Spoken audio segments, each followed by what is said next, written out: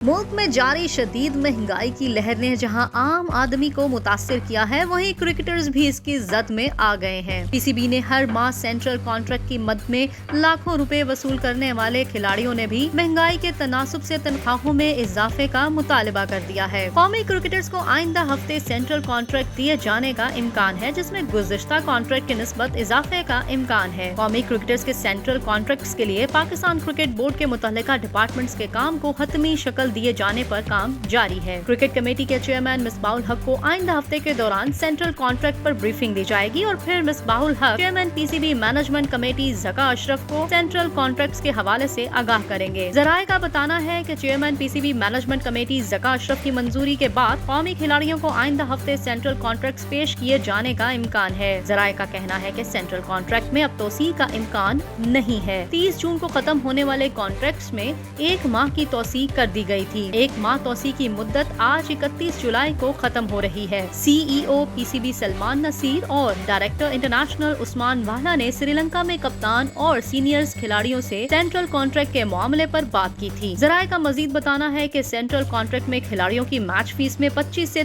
33% इजाफे का इम्कान है। लीग्स के लिए एनओसी की असर-ए-नो पॉलिसी की शिकें भी कॉन्ट्रैक्ट में शामिल की जाएंगी। दूसरी जानिब खिलाड़ियों ने सेंट्रल कॉन्ट्रैक्ट में फैमिली इंश्योरेंस समेत अहले खाना के तहफ्फुज़ के लिए दीगर शिकें शामिल करने का भी मुतालबा कर रखा है और इस ज़मन में कॉन्ट्रैक्ट मिलने के बाद वो अपने वकला से मुशावरत के बाद दस्तखत करेंगे, जिसके लिए मजीद 10 दिन का वक्त दरकार होगा।